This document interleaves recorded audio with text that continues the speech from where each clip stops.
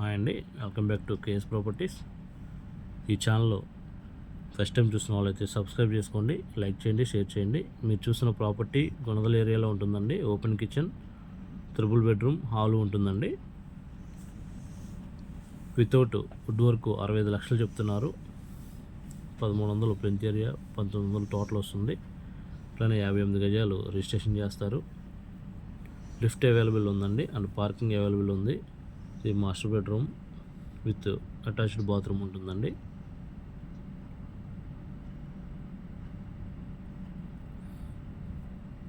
Ceiling work అంతా complete అయ్యి ఉంది.